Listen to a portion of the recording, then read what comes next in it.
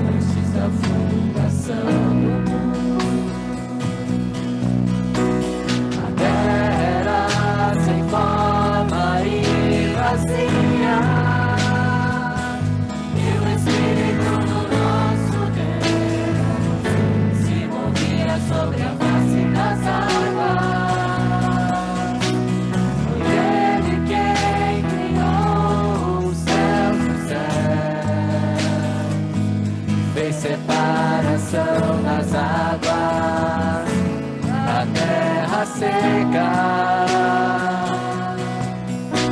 Foi Ele quem criou os luminares e criou a natureza e formou o homem. Glória a Deus por suas maravilhas, pela sua grandeza. Glória a Deus, glória a Deus, por suas maravilhas, pela sua grandeza. Glória a Deus.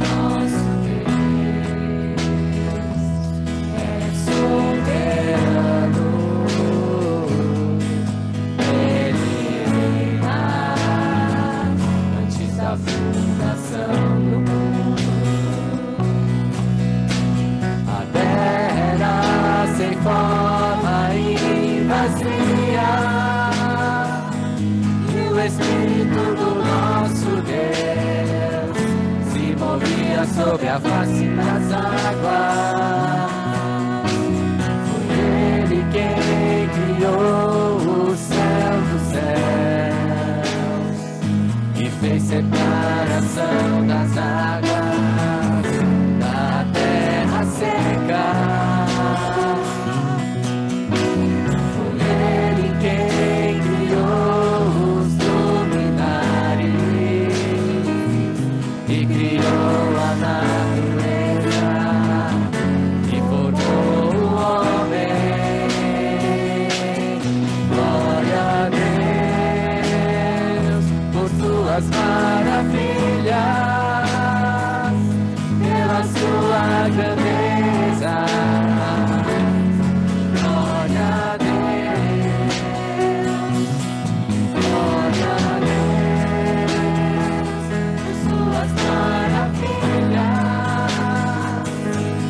a sua grandeza.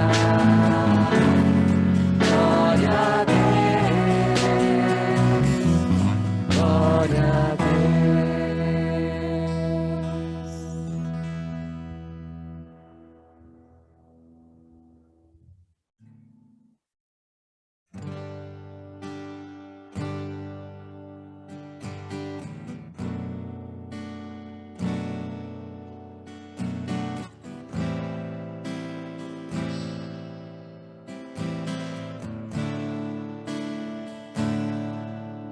Digno de glória e honra, levantamos nossas mãos pra teu nome exaltar. Digno de glória e honra, levantamos nossas mãos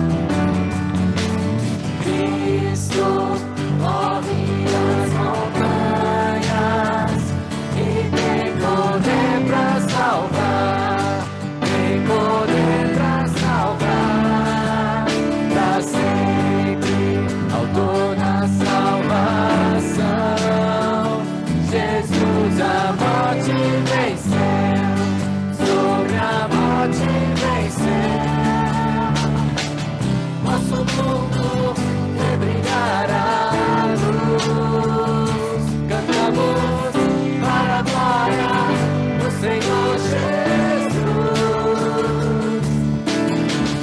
Nosso mundo vem brilhar a luz.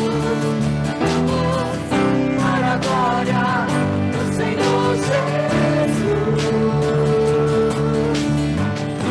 Cristo move as montanhas e tem poder para salvar. Tem poder para salvar. Para sempre ao dono da salvação. Jesus a morte venceu.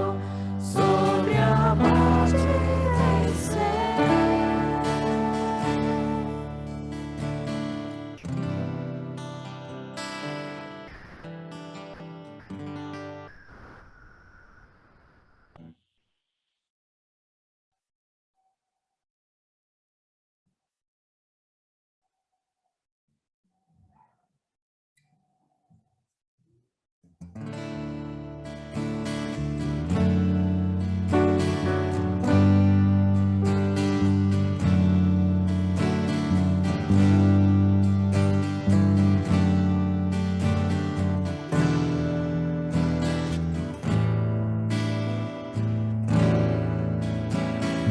Vem derrama paz, vem derrama as bênçãos sobre este povo que se chama povo teu. Dá-nos teu amor, dá-nos tua força, para que tentações não venham a nos desviar. E a glória seja dada a ti, pelo que tens feito, pelo que tens feito, pelo que farás em nós. Pelo que farás.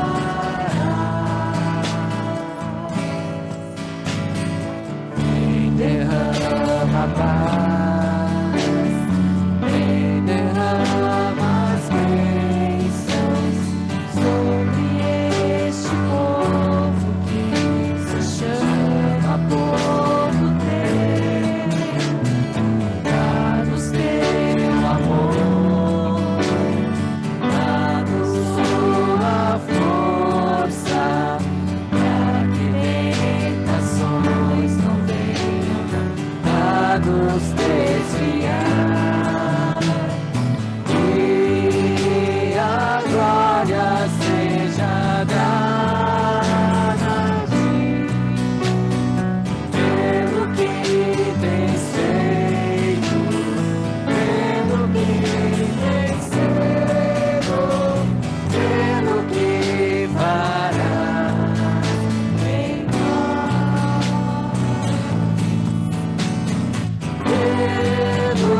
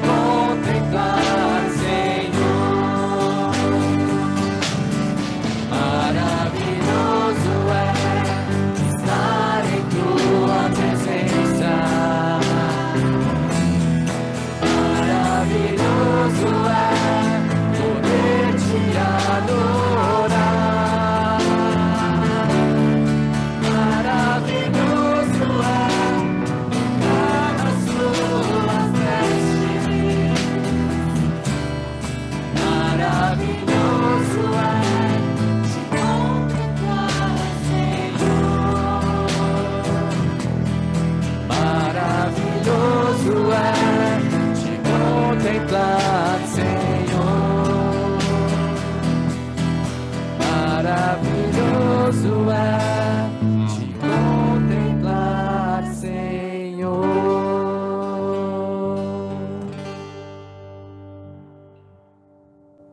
Bom, depois de músicas tão lindas, tão maravilhosas que nós pudemos cantar ao nosso Deus, e antes de passarmos para a mensagem pastoral, eu gostaria de deixar um versículo para você e para toda a sua família também. Normalmente são versículos que são falados na bênção pastoral, mas eu acho que por um primeiro domingo do ano e que a gente possa pensar e possa reter essas palavras durante todo o ano, é um versículo muito apropriado. São versículos muito apropriados.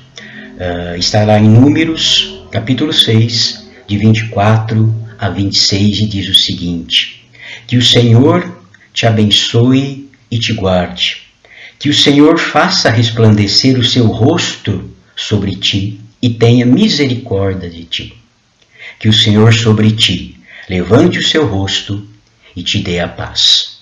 Então, meu irmão, minha irmã, que você leve esses versículos durante todo o ano e lembre-se que o Senhor Deus está contigo. Vamos então, nesse momento, passar para a mensagem preparada pelo pastor e orientada pelo Espírito Santo de Deus. Que Deus nos abençoe e que tenhamos um excelente dia, em nome de Jesus.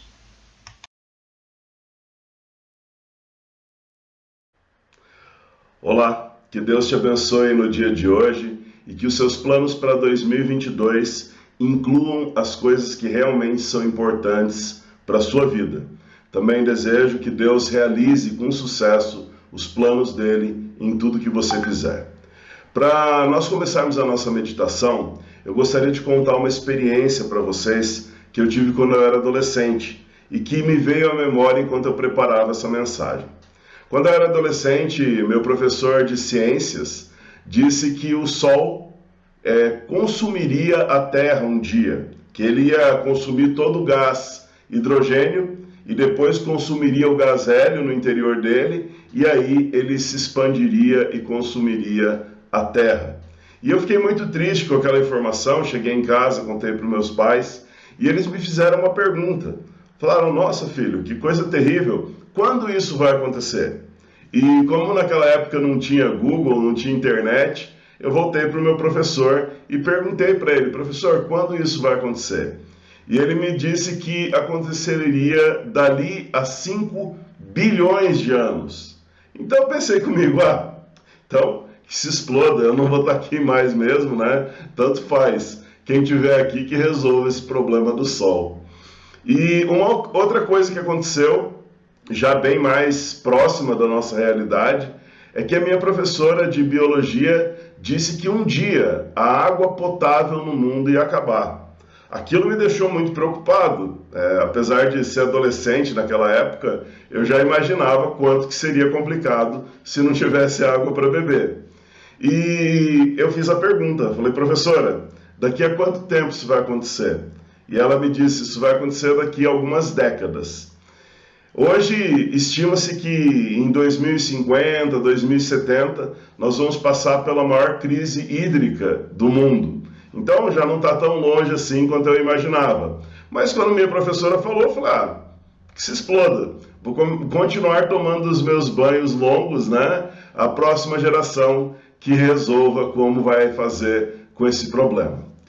Eu sei que esse pensamento é horrível, é uma coisa assim que nos dias de hoje, onde a gente busca sustentabilidade, onde a gente busca, vamos dizer, um equilíbrio no planeta, onde nós tentamos consumir menos do que aquilo que o planeta pode produzir, que tudo isso é muito feio. Mas aconteceu numa época em que o Greenpeace estava aparecendo, não existia essa coisa de consciência ecológica, estava começando, na verdade, nas escolas. E tem tudo a ver com a nossa mensagem do dia de hoje, com o texto escolhido aqui para a gente pensar naquilo que Deus tem para nós. O texto está em Isaías, capítulo 38, e eu gostaria que você acompanhasse na sua tela comigo, tá bom? Ali diz assim: naqueles dias adoeceu Ezequias mortalmente, e o profeta Isaías filho de Amós, veio a ele e lhe disse: assim diz o Senhor, põe em ordem a tua casa, porque morrerás e não viverás. Então virou o rosto para a parede e orou ao Senhor, dizendo: ah, Senhor, suplico-te lembrar de que andei diante de ti em verdade, com o coração perfeito, e fiz o que era bom aos teus olhos. E chorou Ezequias muitíssimo. Sucedeu, pois, que, não havendo Isaías ainda saído do meio do pátio, veio a ele a palavra do Senhor, dizendo: volta e dize a Ezequias, capitão do meu povo, assim diz o Senhor, o Deus de Davi, teu pai: ouvi a tua oração e as tuas lágrimas. Eis que eu te sararei, ao terceiro dia subirás à casa do Senhor. E acrescentarei aos teus dias 15 anos, e das mãos do rei da Assíria te livrarei, a ti e a esta cidade, e ampararei a esta cidade por amor de mim, e por amor de Davi, meu servo. Disse mais Isaías: tomai uma pasta de figo, e a tomaram, e puseram sobre a chaga, e ele sarou. E Ezequias disse a Isaías: qual é o sinal de que o Senhor me sarará, e de que ao terceiro dia subirei à casa do Senhor? Disse Isaías: isto te será sinal, da parte do Senhor, de que o Senhor cumprirá a palavra que disse: adiantar-se-á a sombra 10 graus, ou voltará 10 graus atrás? Então disse Ezequias: é fácil que a sombra decline 10 graus. Não seja assim, mas volte a sombra 10 graus atrás. Então o profeta Isaías clamou ao Senhor e fez voltar a sombra 10 graus atrás, pelos graus que tinha declinado no relógio de sol de Acás. Naquele tempo enviou Berodaque-Baladã, filho de Baladã, rei da Babilônia, cartas e um presente a Ezequias, porque ouvira que Ezequias tinha estado doente. E Ezequias lhes deu ouvidos, e lhes mostrou toda a casa de seu tesouro, a prata, o ouro, as especiarias e os melhores ungüentos, e a sua casa de armas, e tudo quanto se achou nos seus tesouros. Coisa nenhuma houve que Ezequias não lhes mostrasse, nem em sua casa, nem em todo o seu domínio. Então o profeta Isaías veio ao rei Ezequias e lhe disse: que disseram aqueles homens? E de onde vieram a ti? Disse Ezequias: vieram de um país muito remoto, de Babilônia. E disse ele: que viram em sua casa? E disse Ezequias: tudo quanto há em minha casa viram. Coisa nenhuma há nos meus tesouros que não lhes mostrasse. Então disse Isaías a Ezequias: ouve a palavra do Senhor. Eis que vem dias em que tudo quanto houver em tua casa e o que entesouraram teus pais até os dias de hoje será levado à Babilônia. Não ficará coisa alguma, disse o Senhor. E ainda até teus filhos, que procederem de ti e que tu gerares, tomarão para que sejam eunucos no paço do rei da Babilônia. Então disse Ezequias a Isaías: boa é a palavra do Senhor que disseste. Disse mais: e não haverá, pois, em meus dias paz e verdade? Querido, com base nesse texto, eu gostaria de incentivar você a fazer uma lista de afazeres, de desejos para 2022, para que nós possamos pensar em coisas que realmente valem a pena. O primeiro item da nossa lista é colocar a casa em ordem. Nesse texto que nós lemos, nós vemos Ezequias recebendo uma ordem de Deus, para que ele colocasse a casa dele em ordem. Ele havia recebido uma profecia terrível de um dos profetas mais respeitados da história bíblica, o profeta Isaías, dizendo com todas as letras: Ezequias, você não vai viver, você vai morrer. Saber que nós vamos morrer, todos nós sabemos. O grande problema é quando nós somos desenganados pelos médicos. É quando a nossa esperança é tirada de nós. É quando nós temos a convicção que nós não vamos sobreviver ao mal que está afligindo a nossa vida. E algo que me chama muita atenção é que depois de dizer isso para Ezequias, Deus diz: põe em ordem a tua casa.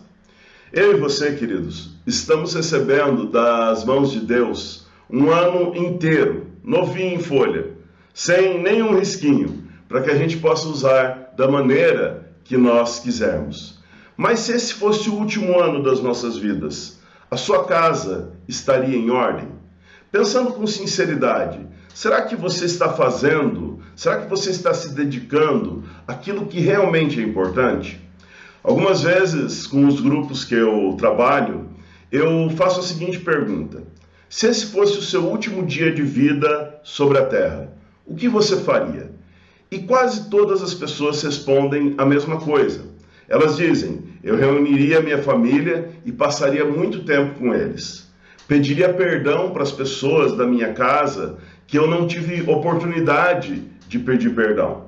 Eu pediria perdão aos meus filhos porque eu não passei tanto tempo com eles. Leria mais a Bíblia, faria uma oração mais longa, me acertando com Deus para que eu estivesse pronto para esse momento. As pessoas pensam isso por um motivo muito simples, porque essas coisas são realmente importantes. São coisas que são prioridades na nossa vida. São coisas que nós realmente entendemos que nós devemos fazer. O problema é que na vida humana, tudo se resume a trabalho e a descansar do trabalho. Tudo se resume a televisão, compras, estudos e outras coisas que você pode pensar aí na sua cabeça ou sentir no seu coração. Eu não estou menosprezando nem dizendo que essas coisas não têm importância. O que eu estou dizendo é que muitas vezes aquilo que a gente considera prioridade, aquilo que a gente considera importante, nós não fazemos. Nós não colocamos na nossa lista para o próximo ano. Será que a gente precisa aguardar uma doença fatal, como foi com Ezequias, para começar a pensar em colocar a casa em ordem? É claro que não. Nós não precisamos fazer isso. Já no começo desse ano, nós podemos começar um processo de ficar mais tempo com a nossa família, de restaurar os laços que foram quebrados por conta de questões políticas. Podemos tirar um tempo para discipular os nossos filhos, podemos fazer planos para visitar as pessoas que estão longe de nós durante esse ano. Muitas vezes, se nós não planejamos as visitas, elas não acontecem, porque é muito difícil arrumar um lugar na nossa agenda. Esse ano nós temos muito tempo, mas a verdade é que só aquilo que for importante de verdade, só aquilo que for prioridade vai ser executado. Eu espero que você ainda tenha muitos anos pela frente, mas uma coisa é fato, vale a pena aproveitar cada ano como se fosse o último. Esse ano eu conheci um prestador de serviços, muito gente boa. Pessoa trabalhadora, honesta, prestativa, solícita em tudo que a gente precisava. E ele era tão ativo que uma vez ele chegou na minha casa bem adoentado e ele veio pedir desculpa que não poderia ficar para realizar o trabalho que ele estava fazendo. Então ele foi para o hospital e do hospital ele entrava em contato para ver como estava o trabalho. Os funcionários estavam executando esse trabalho. E eu cheguei a dizer para ele, falei: cara, fica tranquilo, descansa, cuida aí da sua saúde e depois quando você voltar, a gente volta a conversar. 2 dias depois, ele veio a óbito e eu fiquei muito triste com aquilo. Eu pensei, poxa vida, uma pessoa tão jovem, que tinha filhos, que tinha esposa, que tinha uma empresa legal, que tinha planos para o futuro, né, veio a falecer tão rapidamente. E isso é uma coisa que me fez pensar, porque naqueles últimos minutos da vida dele, ele não estava colocando a casa em ordem. Ele estava dando continuidade ao trabalho, aquilo que era rotina, aquilo que ele fazia todos os dias. E eu fiquei pensando, será que se ele soubesse que aqueles eram os últimos dias da vida dele, ele estaria fazendo o que ele fez pelos seus clientes? Ou será que ele falaria, olha gente, desculpa, não atenderei mais, vou cuidar da minha casa?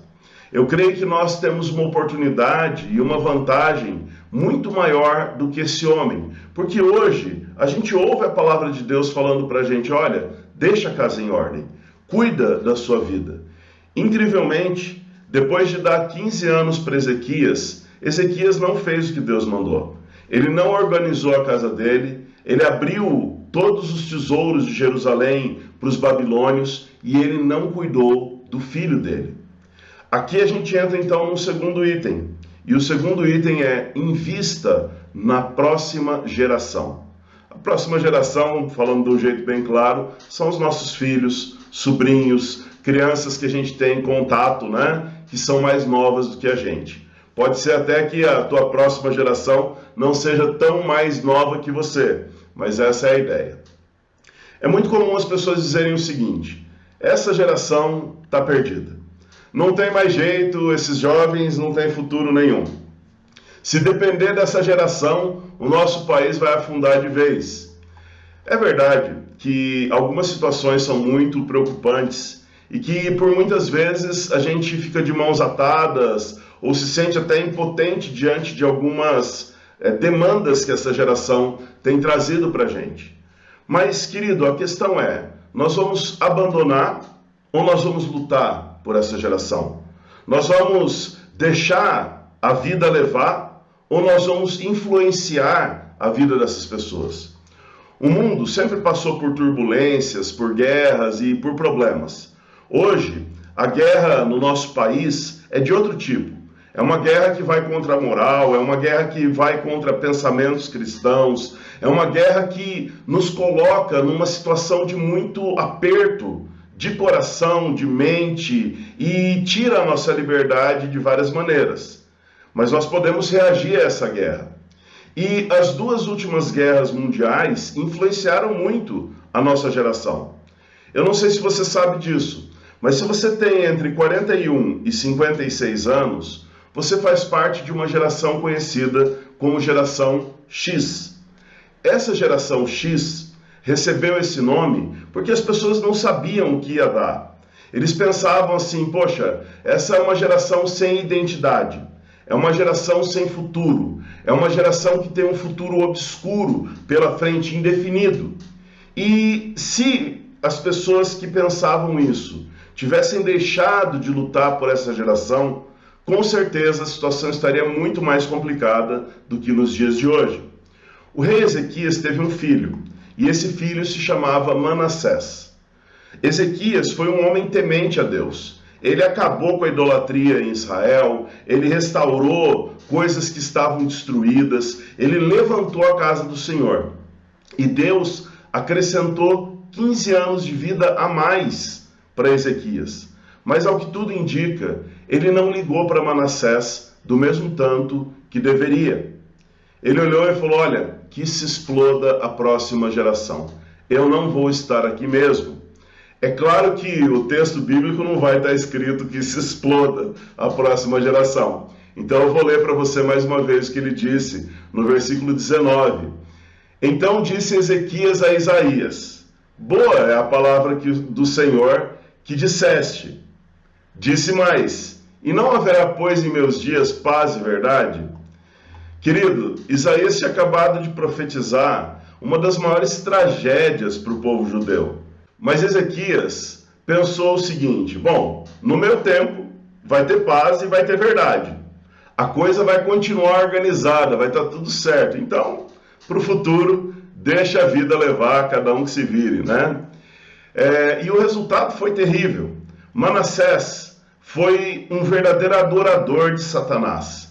Manassés foi uma pessoa má aos olhos de Deus. Manassés, que começou a reinar tão novo, aos 12 anos, conseguiu fazer coisas abomináveis aos olhos de Deus.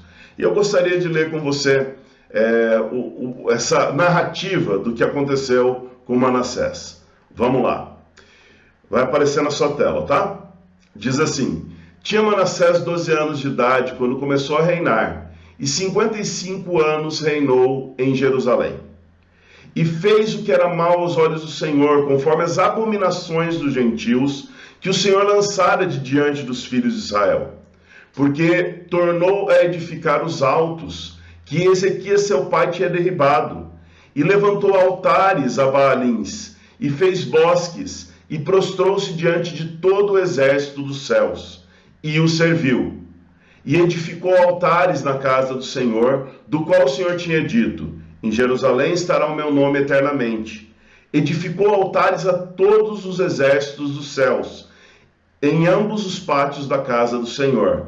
Fez ele também passar os seus filhos pelo fogo, no vale do filho de Inom, e usou de adivinhações, e de agouros, e de feitiçaria, e consultou adivinhos e encantadores, e fez muitíssimo mal aos olhos do Senhor, para provocar a ira.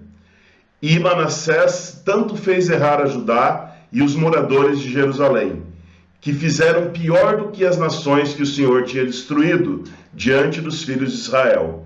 E falou o Senhor a Manassés e ao seu povo, porém não lhe deram ouvido. Um bom item para a nossa lista desse ano, então, é discipular os nossos filhos. É inculcar na mente deles a lei de Deus. Faça um propósito, querido, de ler a Bíblia com seus filhos durante esse ano. Se você ler um capítulo por dia, quanto tempo você vai gastar?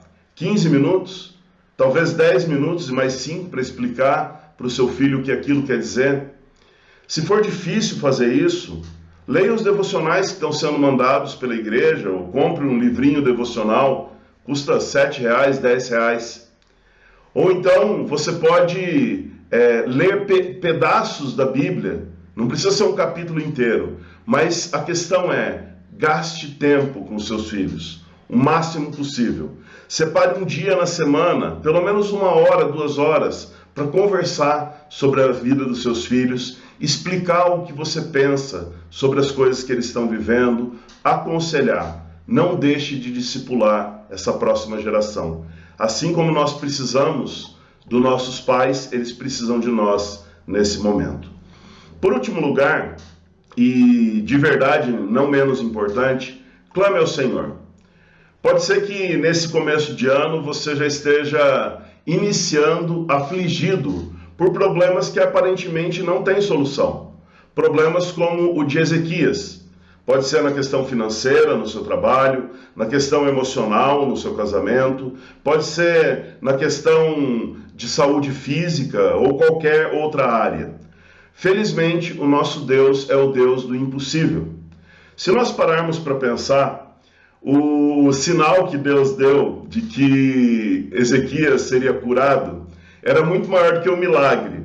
Ele fez a sombra do sol voltar 10 graus. Isso significa movimentar a terra 10 graus. E Deus provou aquilo porque Ele queria fazer daquele jeito. Não tenha medo de pedir as coisas para Deus. Não seja tímido na presença do Senhor. Abra o seu coração e diga o que você quer receber.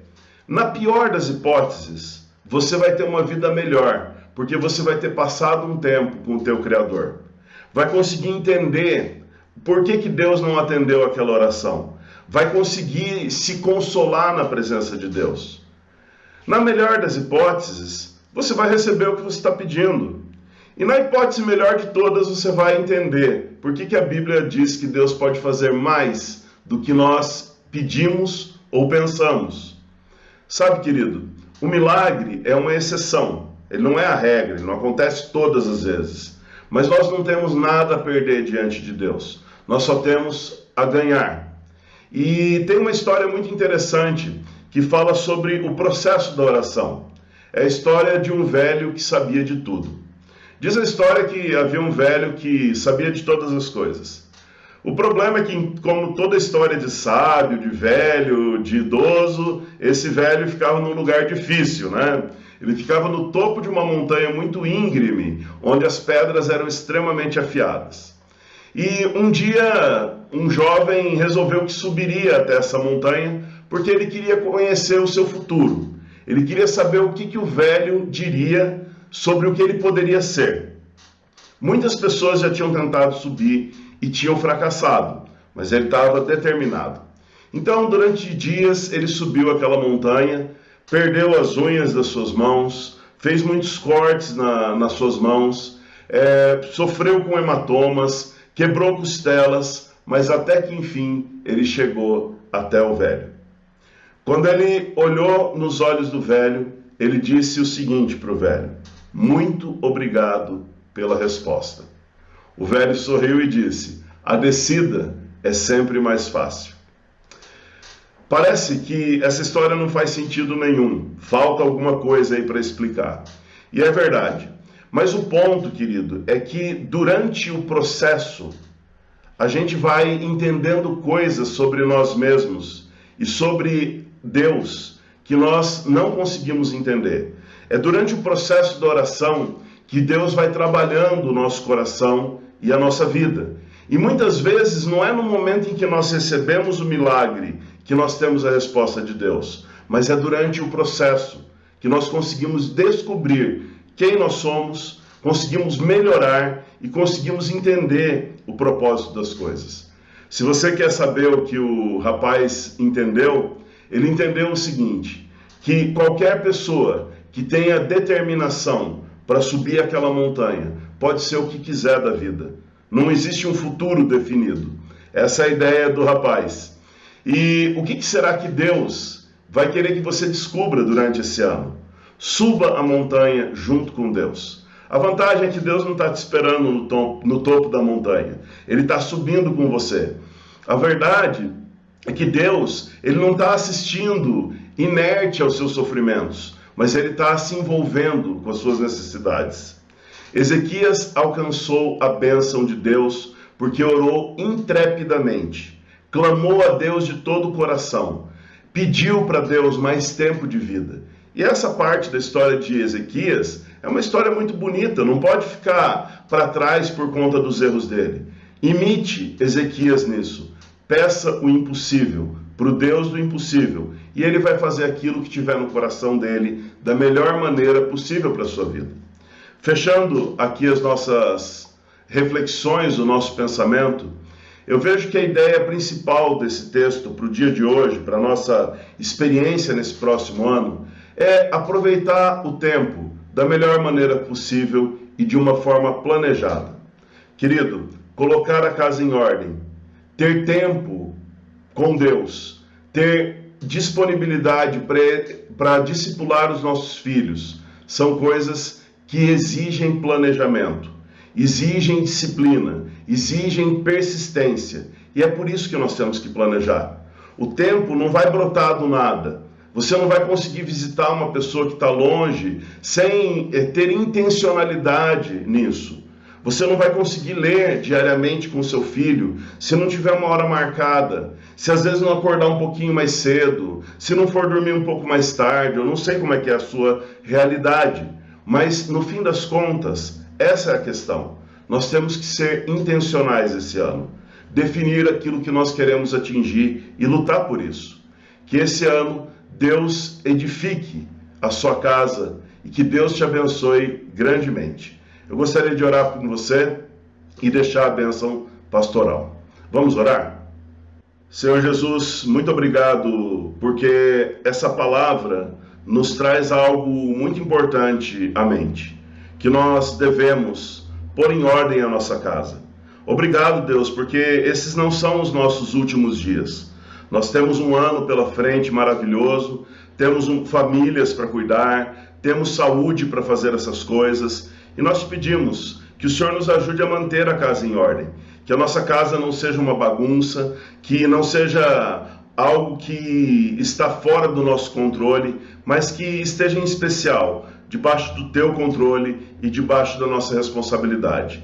Dá-nos um ano onde nós consigamos investir na próxima geração. E ajuda-nos, Deus, a clamar ao Senhor nos momentos em que nós não soubermos o que fazer. Deus querido, te peço que o Senhor esteja abençoando cada irmão, que o coração saia daqui cheio de projetos, cheio de esperança, e que o Senhor ainda nos dê muitos anos pela frente. Que 2022 seja especial para a nossa vida, em nome de Jesus. E querido, que o Senhor te abençoe e te guarde. Que o Senhor levante o seu rosto sobre ti e tenha misericórdia de ti. Que o Senhor levante sobre ti o seu rosto e te dê a paz. Uma semana abençoada, cheia da presença de Deus e com planos que honrem o coração do Senhor. Em nome de Jesus. Amém. Querido, uma ótima semana, um ótimo ano para você. Estamos juntos aí durante todo o período. Precisando de qualquer coisa, é só entrar em contato. Nós sempre estamos à disposição, tá bom? Um grande abraço, que Deus te abençoe. Tchau, tchau.